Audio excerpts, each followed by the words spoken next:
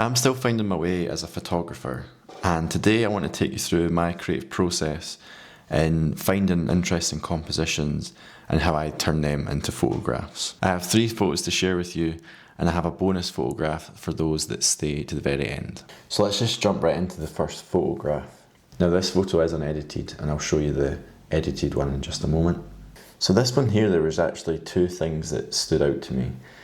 The first one being this kind of line, well, the railway track that goes right into the middle of the photo.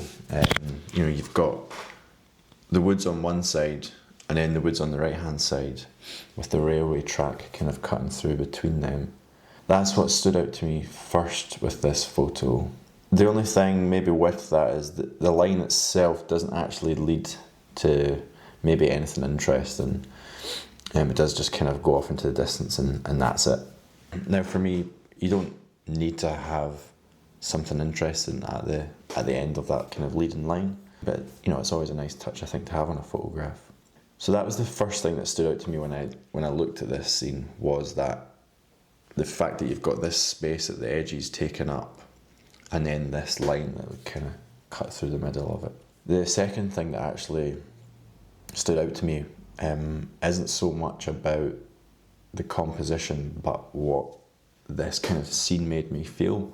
This made me think of like YouTube videos I've watched of like Siberian railways and things. So it actually evoked that kind of, I don't know what you'd call the feeling, because I've never been to Siberia, but I love that kind of Soviet-esque vibe, and this is what made me think of that. And the thing that's so important when it comes to taking photographs kind of early on in your development is take photographs that make you feel something. Don't just look for shots that are beautiful because of their composition. Like, take photographs that make you happy or make you think of something you've never experienced, but remind you of that. I think that's so important to keep the kind of creative process alive, keep it fresh. So that's why I took this photo. One, because of that leading line, and then because of what it made me feel. So that's the unedited photo. I will show you the edit that I've made for this one. And so here's the edited photo. The first thing I noticed from this photo is the clouds are more, highlighted, but I had taken the highlights off of it, so the clouds actually became more prominent. The reason why I did that is because it just seemed to almost overexpose that section of the photo, and it was nice to have some more detail within the sky. Of course, another big change you can see with the photograph is its saturation. It's a lot more colourful. I think the original photo is there's not a lot going on colour-wise, whereas the edited photo makes it, I think, a bit more interesting to look at. And there is a slight change to the temperature of the photograph. The original has this kind of warm feel to it. There is a slight warm tint to it. So I've just taken that tint off to kind of, I guess, make it more accurate to what real life would have looked like. So overall, it's not a heavily edited photo, just taking away the highlights within the sky, adding some more colour to the foliage, and obviously the track itself, and then just decreasing the temperature a little, just making it slightly colder so it actually matched what real life looked like. So on to the second photograph. This one I really liked, again, for 2 reasons. The first one is similar to that the feeling I was talking about in the previous photo. Immediately when I saw that tree line across the field there, it immediately made me think of the film Barry Lyndon from Stanley Kubrick. I think the amazing thing about that film is that a lot of the scenes are composed in a way to make them look like 18th century paintings. And immediately when I seen that tree line, it just made me think of that, and it brought that feeling to the forefront of my mind. So when I seen the tree line, I thought, I need to get a photo of that. I need to find a way I can kind of compose that similar to what I might have seen in Barry Lyndon, just taking inspiration from it. So that was the first thing that came to mind when when I seen that shot. And as I was walking to try and find a kind of hopefully interesting shot, is when I seen the foliage, or the trees around the edges, and then that foliage coming up almost actually framed the tree line. So that's what stood out to me with this photo, was if that foliage around about wasn't there, then I think you would just have a kind of an uninteresting shot of the tree line. I really like it. I think it might be my favourite of the three, but I can just picture almost some Barry Lyndon characters or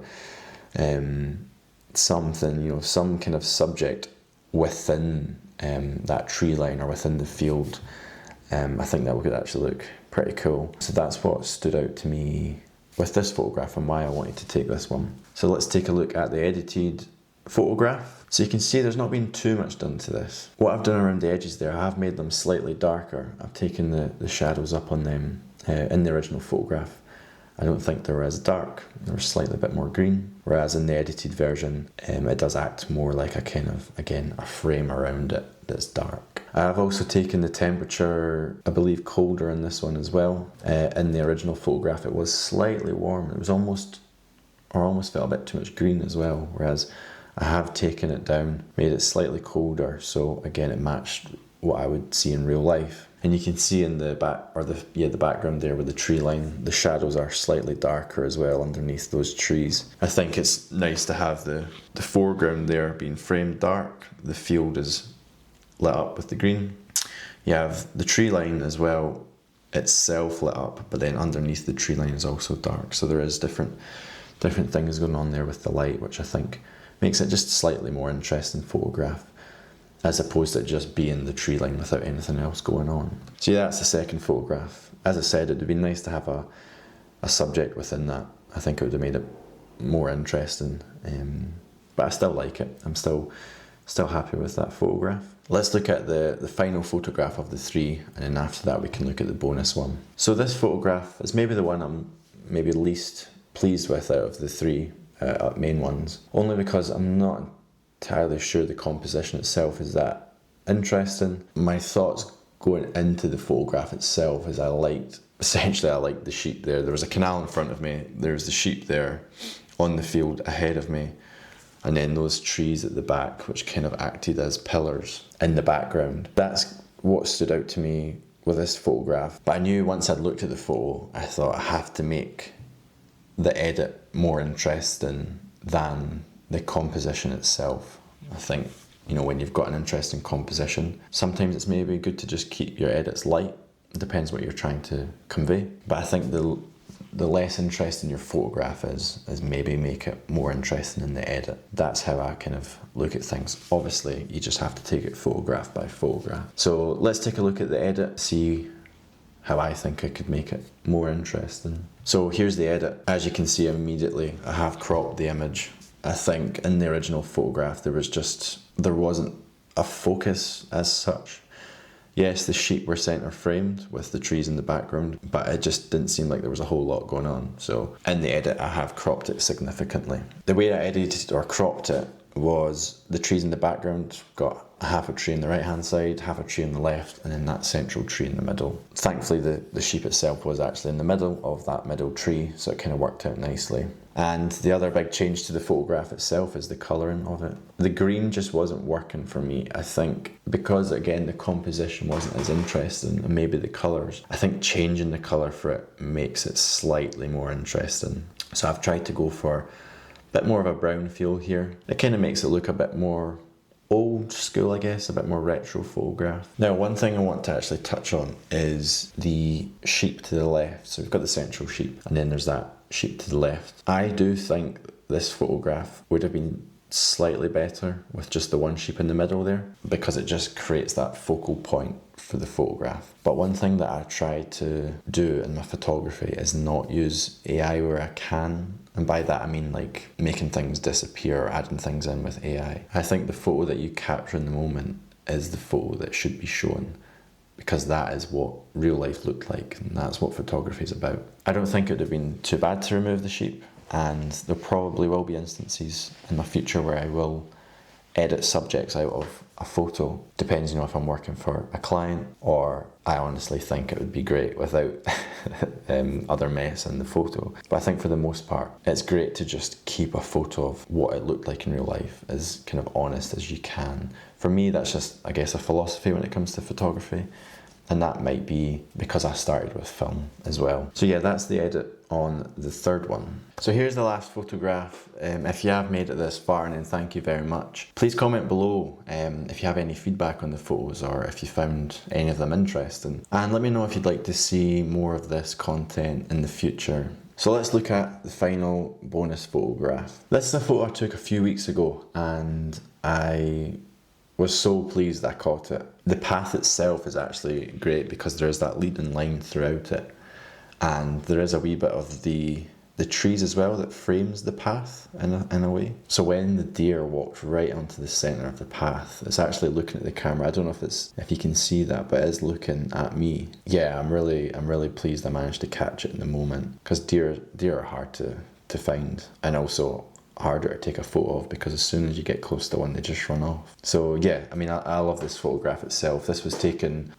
raw as well, I believe, with Apple Log. So let's take a look at the edit to this photograph, so you can see just how different this photo is. There's a lot more vibrancy to it, for sure. The greens really do stand out, especially in those light parts. There's a lot more shadows in those trees as well that are framing the deer in the path. The temperature of it as well, the original is obviously going to lose some of that colour because it's a raw image, whereas the edit is bringing out more of that kind of the greens, the browns there. You can see where the deer is standing just to the right of it. Up above there's some browns there as well that are popping through, which you don't really see in the original photograph. So overall, I think the light parts are more vibrant and the darker parts are more black, more kind of shadows within those darker areas, and I think it just makes the deer almost stand out in a way. So it actually is almost like a silhouette of a deer, but your eyes go straight to that because it is centre frame on that path, because the path is leading down to the subject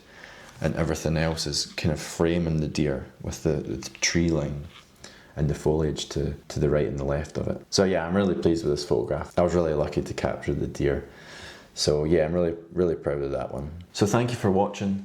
That's an insight into my creative process when looking at photography or approaching kind of a composition and the editing process as well. I am hoping to try out more like equipment in the future when it comes to my photography. I only have the one lens at the moment, and it's the 14 to 30mm kit lens that came with the camera. I am hoping to get a wide angle lens as well to take some different kind of photographs.